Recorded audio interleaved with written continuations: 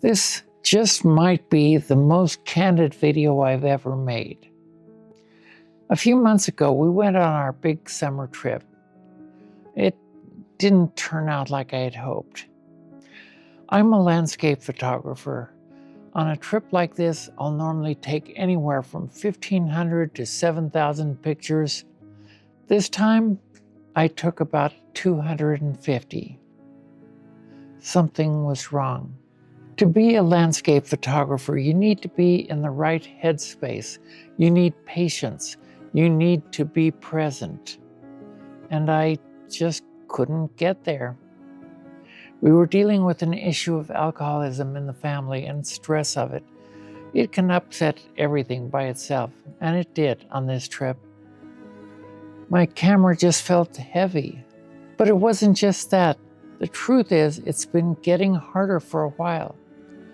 A few years ago, I was diagnosed with a rare blood cancer, a non-Hodgkin's lymphoma, under the name of Waldenstrom's macroglobulinemia.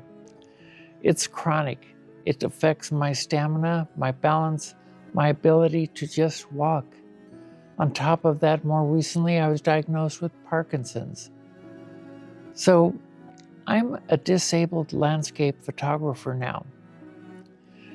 You see these younger guys on YouTube hiking for miles, sleeping on mountainsides. I can't do that anymore. It's just a reality of my life. I have to work so much harder just to get out there. And on that trip, with everything else going on, I just felt defeated. When I got home, I knew that I needed to get away just by myself. I needed to know if I could still do this, if I still had it in me. So I packed up the truck, started driving northeast through Arizona, southeast Utah. No real plan, just away. I made several stops. Sedona was amazing. I have never been to Sedona before, but I definitely will be stopping there more often. As was the south rim of the Grand Canyon.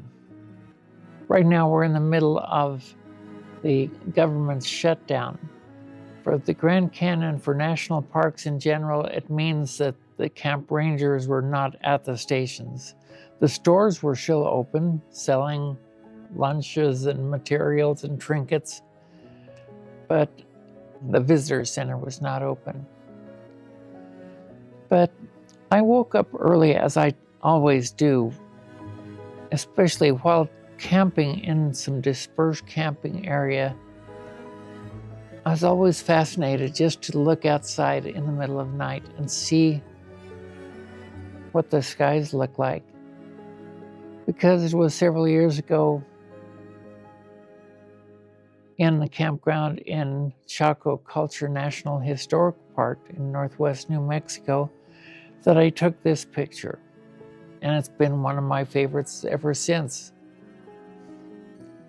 But this particular night, I was parked just a little bit south of the south rim of the Grand Canyon in some dispersed camping. This morning, since I was sleeping in the truck, any time I woke up gave me a great view of the night skies. So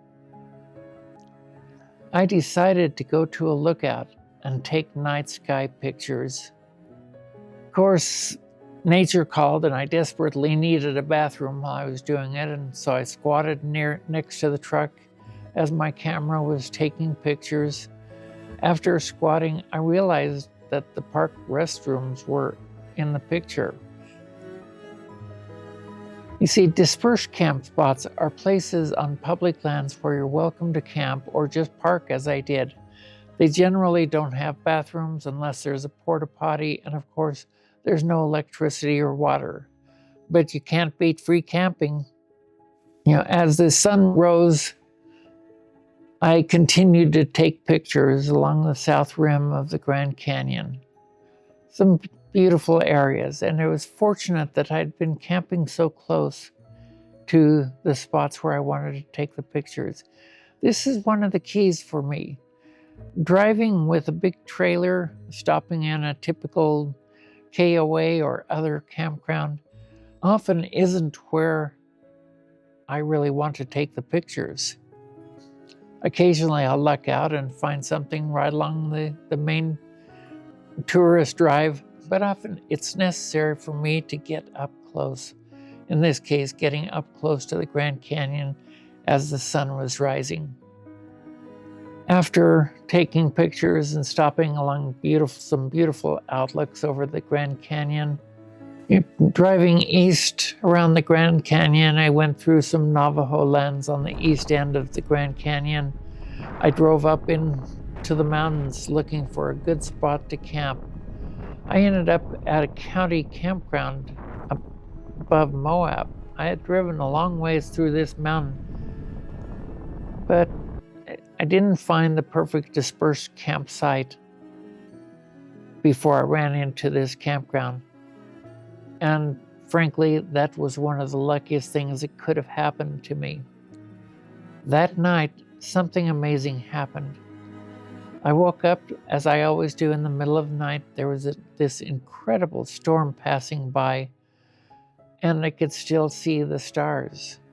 I was lazy, I was tired, hadn't slept much yet.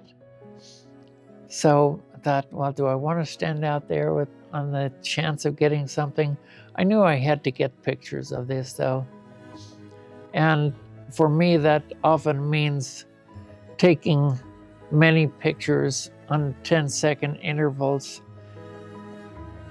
So I just opened the passenger window of the truck, stuck the tripod out, and let it take pictures of the storm passing by. Takes a lot of pictures, and I knew that it was going to be challenging to get the light just right because lightning is so much brighter than the night skies, at least in terms of what the camera sees. So finding the right moment where the brightness of the lightning could be captured along with the stars took some patience. It took probably an hour or two with me sitting in the truck but controlling the camera that was just outside the window. By the way, if you want to know more about lightning photography, make sure you subscribe so you won't miss the video about capturing lightning pictures that is coming out very soon. Out of all those hundreds of pictures that I took, I got this one. And this, to me, was as close to perfect as I could find. Lightning's still a little bit brighter than I would care for, but to get the lightning and to get the stars in the same shot, I was thrilled. And this is the type of picture that I hope to get.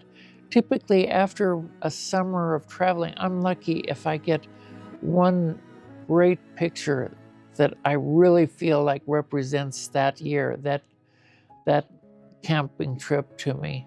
And this really did it. For that one lazy picture, it's one of the best I took all year. It reminded me that it's not about doing it the way everyone else does. It's about finding your way to do it. That's why I started my online community for other photographers who are dealing with disabilities or with people who just want to learn to take great pictures with your smartphone. If that's you, I'd love for you to come join us. It's a free online community where we can talk about this stuff. How to keep pursuing your passions when your body has other plans. For those of you who are watching this on TV or on your computer, sometimes the QR code is easier. Just pause the video, take out your phone, point the camera of your phone at the QR code here, and it will take you to the location for the community so you can check it out. Thank you for letting me be this candid. The journey continues. Click on subscribe to make sure you're a part of this journey. And thank you for joining me